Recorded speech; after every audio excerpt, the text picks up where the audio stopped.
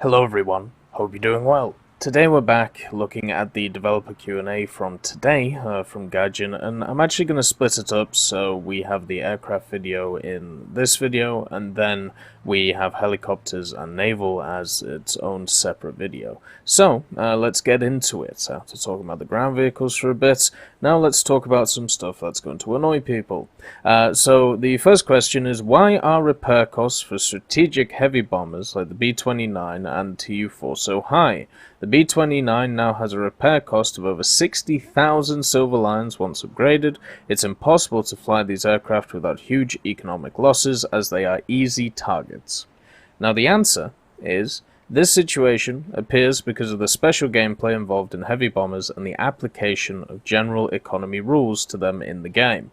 It means that players who understand how to use these vehicles and use them for their intended purpose can receive significant amounts of silver lions for one successful flyout. The algorithm of distribution of economy indicators regulates the situation in general by compensating for the possible greater earnings in silver lions by increasing the price of repair. So the average heavy bomber still remains positive on balance, but this is achieved by a significant amount of repair for those who are unlucky enough and also lose the vehicle.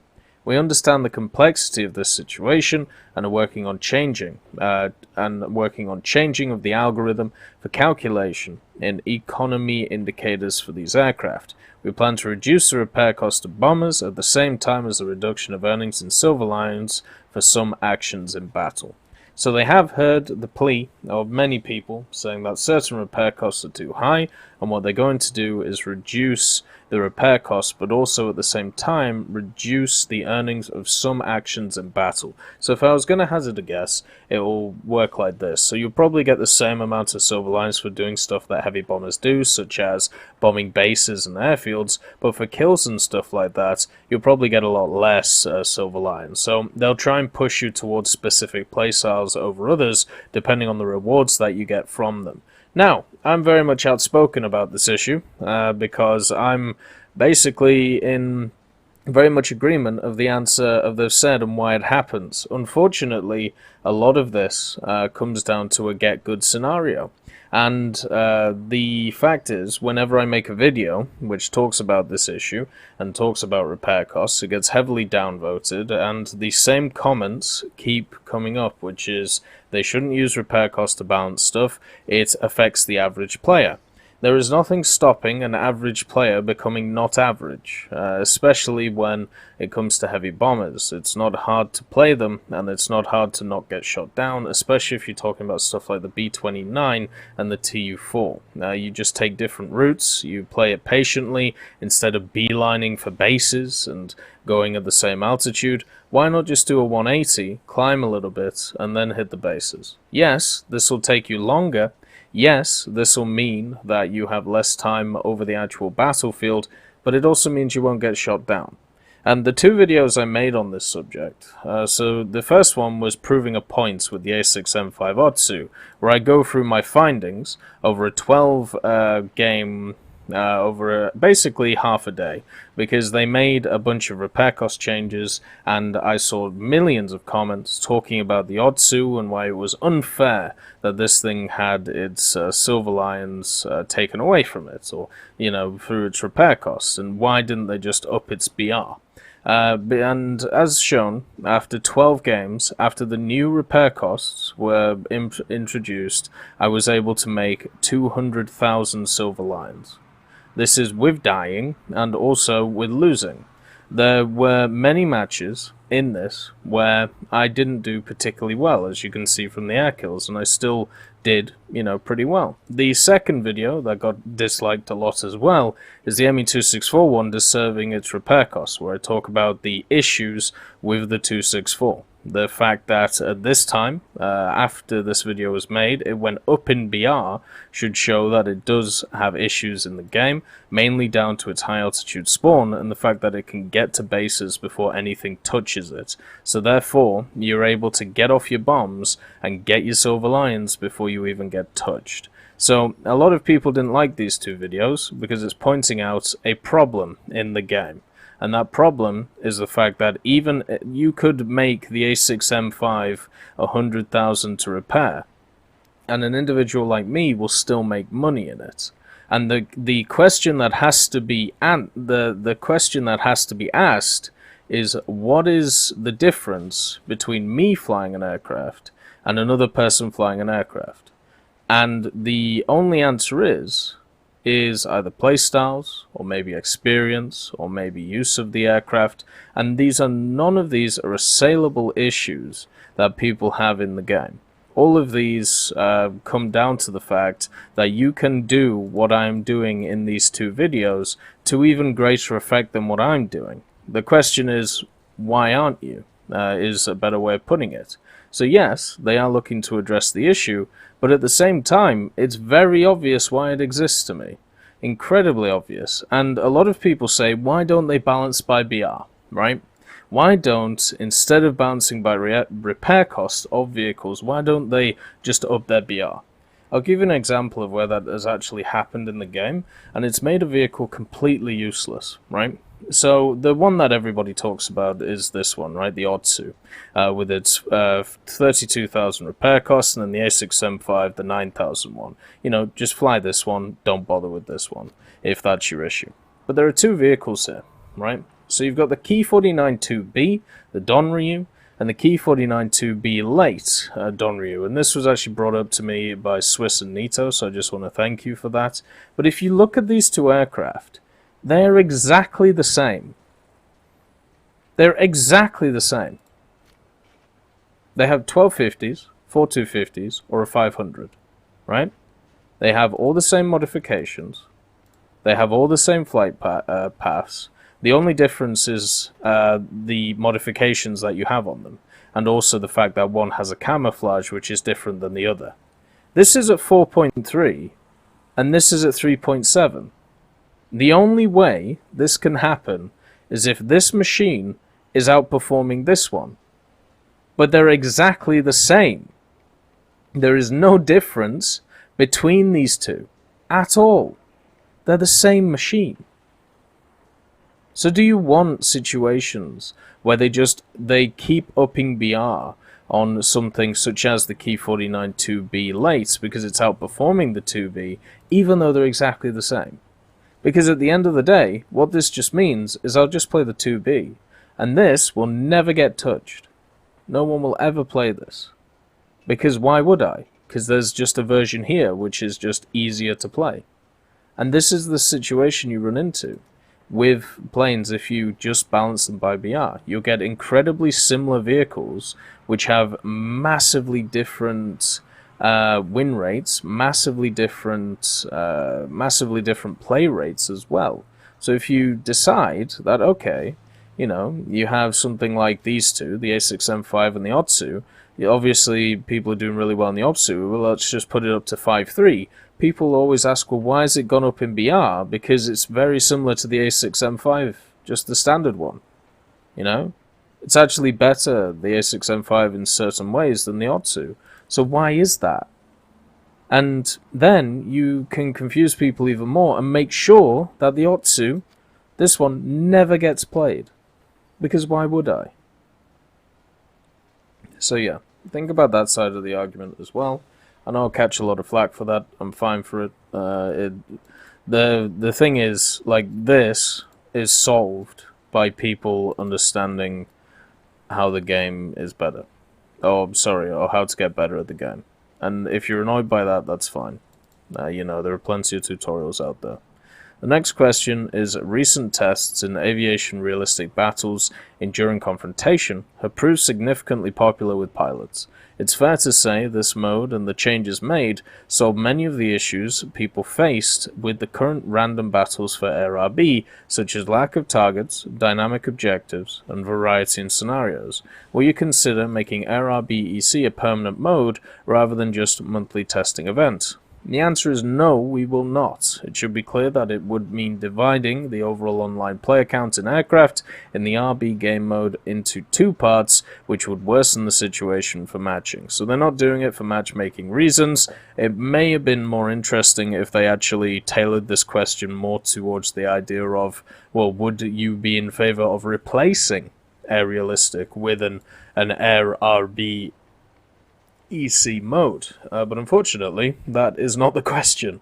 For me, I'm fine with it sticking as an event that comes around every so often. I'm not sure how much of the player base is really dedicated to the enduring confrontation style of events, because if that was the case, we would see a massive surge in people playing the simulator enduring confrontation, and that just isn't really that true compared to Air RB, Ground RB, so on and so forth.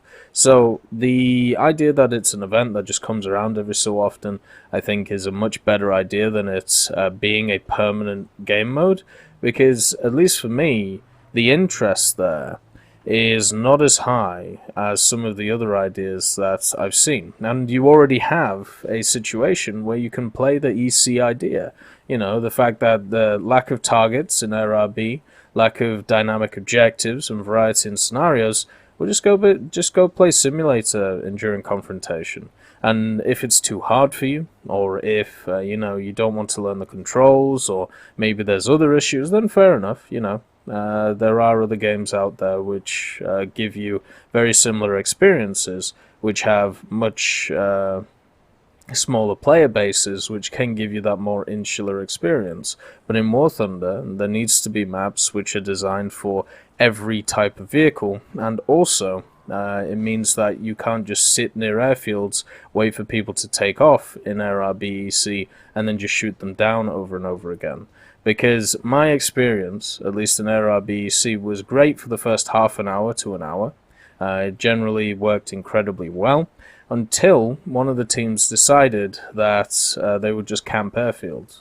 And then you just end up in a scenario where one team can't get off the ground, the majority of your team just leaves, and then you're just left with a few people who can't get off the airfield and are just paying repair cost after repair cost for no particular reason. And also, there seems to have been a sharp drop off of people playing IRBEC on the events after they lowered the amount of RP that you could get, which was astronomical, by the way. It was a crazy amount. So it would be nice to see some statistics on how many people are playing it, but if they're saying it's not sustainable, then in my opinion, I'd like to trust them on that. But I would still like to see the stats on how many people are playing it, how popular is it or as an event, and stuff like that. The next question is, are there any plans to remove jet exhaust flames? They are unhistorical for all jets without an afterburner, but have been present on all jets since the very beginning. Now we have afterburner-equipped jets. Will you consider correcting this? The answer is yes. We have plans to rework the visual effects of the exhaust on turbo engines. Good stuff. That's incredibly positive.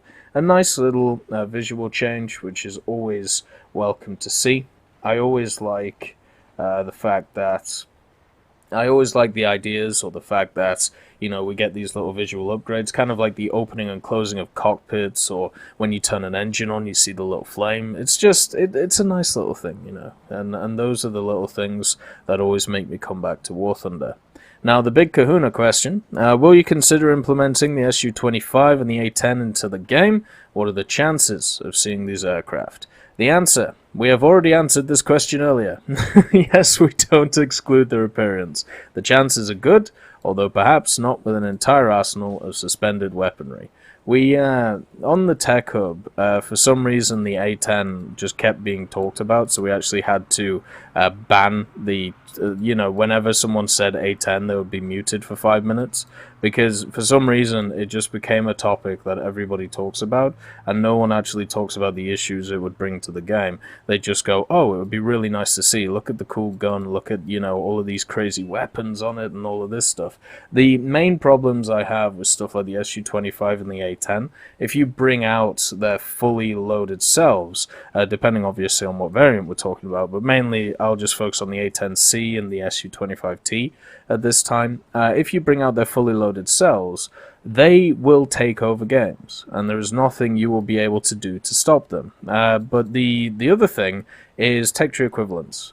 So generally, what I like to see in-game is parity across nations. If you have one very good ground attacker at the top tiers, I would like to see other nations with similar, top-tier ground attackers. And I suppose you have the Jaguar, which would fill a similar role to the Su-25A10 in ground forces. When it comes to the Germans, I mean, I have no idea what they get. The Japanese, well, they're struggling. Italy, France, the only one that was brought up as an equivalent for France was a prototype which never had any guns or bombs or anything, and was just a basic model to test out flight dynamics. So it's really nice thinking about the Su-25 and the A10, but I don't want the game to become Soviet versus America. And I know for a fact, in history this did kind of happen, obviously with the Cold War and everything like that, but at least if you look at ground forces, there's a decent amount of variation if you don't look at the top tier MBTs and you look at everything else. And in aircraft right now, there's a decent amount of variation as well, which is good, but there is parity in the fact that the majority of nations have specific things. With the addition of the Su-25 and the A10, I don't think that would be the case, because I just don't see other, nations' equivalents to these vehicles. The other thing as well is they talk about arsenal of suspended weaponry. I think adding a system, a pylon system, where you get to choose what to put on each pylon, and it's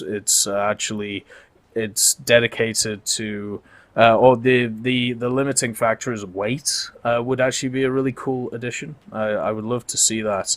But the main problem I have with stuff like the Su-25T and the A10C is with as they said here, not with their entire arsenal of suspended weaponry, I don't know how you balance them if you give like the A10C or the A10 in general the Mavericks, right? I don't know how you balance it so you have just a point and click weapon which can annihilate anything that you've targeted on the ground. And remember, all of these vehicles, the Su-25 and the A10, they completely outrange everything else we have in the game by a lot. The A10C, I believe, is operational range when it comes to its missiles, the Mavericks. I think it's about 22 kilometers, right?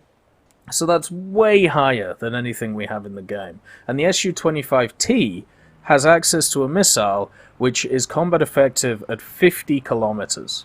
So we're talking about maps in War Thunder in Air Realistic where you would be able to take off, fire your missiles at something, and then they hit and just land and do it again over and over again and just keep doing it every 2 minutes. So this isn't just something that would massively affect ground realistic. It would also affect air realistic in a big way, and also enduring confrontation for simulator, because you would be able to just kill stuff from stupendous ranges. So taking away those ideas, which I think would have to be done, because if they don't do that, then you're just giving, some nations very much point-and-click munitions, which will take over the game.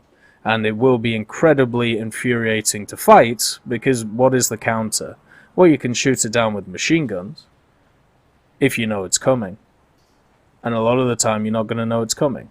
So good luck. Like that's pretty much it. We don't have the defensive systems in game for the suspended weaponry that people want in the game. And if you want to go back to the time of a few years ago where CAS was dominating everything, okay, fair enough. I understand. I just completely disagree. I think CAS should be a more limited option, a top tier, like it is, or what you would hope it to be in real life, because at the end of the day, it isn't very fun just seeing ground forces melted by air forces, and it just doesn't feel like a fair fight, especially when you have mechanics which are set up in the game so you can rush to get into CAS, which is what we used to see a lot back in the day, which a lot of people seem to forget about. The G-suits preventing pilots from losing consciousness when overloaded appeared in the late 40s. Why can you not add such apparel, God, that's a rough word, as a researchable modification? Because almost every extreme change of direction causes the pilot to lose consciousness.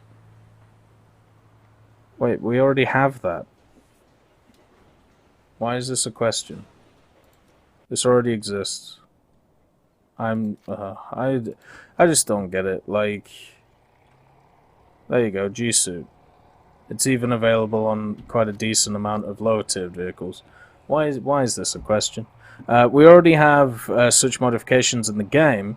If you have information about the usage of such equipment on the aircraft that already exists in the game, you can report it with the application of sources of information and a relevant topic of the forum, and we will consider these suggestions, and it also is possible that we will add them. Like, why is this a question? This is just like that tank question where it's like, why don't you have laser designation systems? We do. I don't know. I don't get it.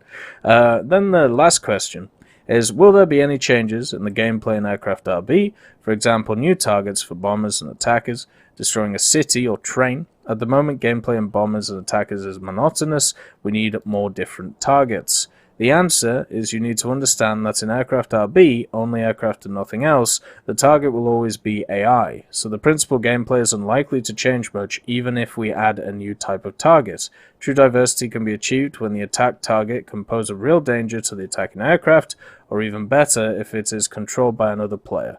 Try to use aircraft in combined battles, ground or naval. There you will find real gameplay variety of defeats of different targets, which makes it necessary to use different weapons depending on the situation. I mean, they are technically true in the current game. That is War Thunder. The problem is we're talking about a future here which has different targets. The problem is, right, so once again, this is a badly phrased question.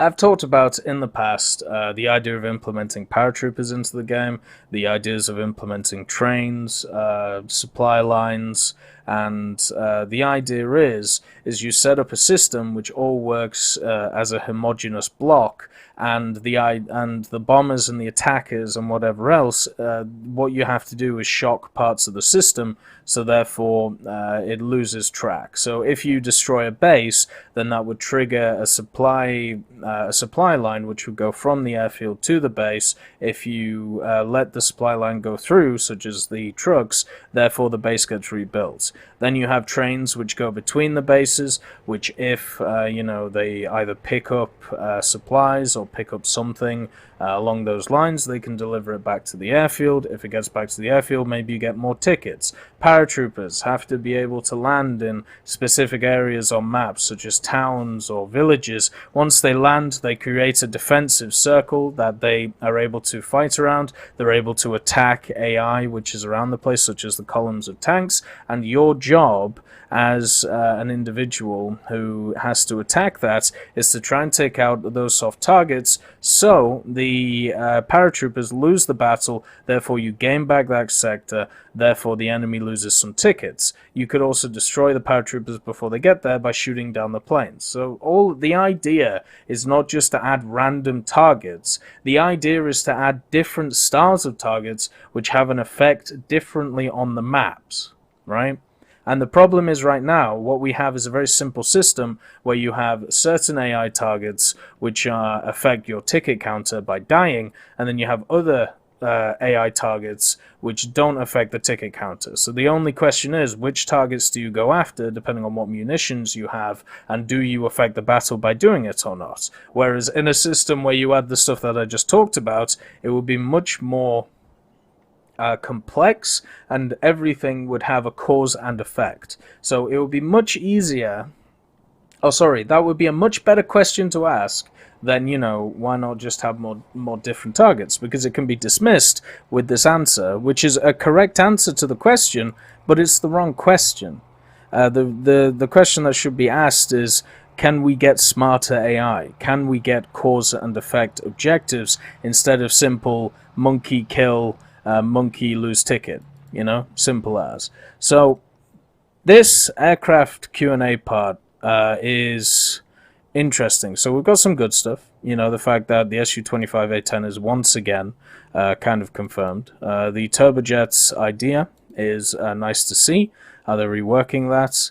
I would like to see the stats on RBEC, because my feeling is it's like a lot of other events where it's very popular once it comes out, and then after a day or so the interest dies, because when I was playing it on the second or third day when it was available, I was getting in very small matches, and also at the same time there wasn't a lot of people queuing. I would be sat there for 20 to 30 minutes, but I would like to see overall statistics on this just to prove the point. The G-Suits one is just all over the place. This is a good idea, but wrongly worded. And that means that they can use a get-out-of-jail-free card. And I know this question is going to annoy people, but the question, the answer is based on stats.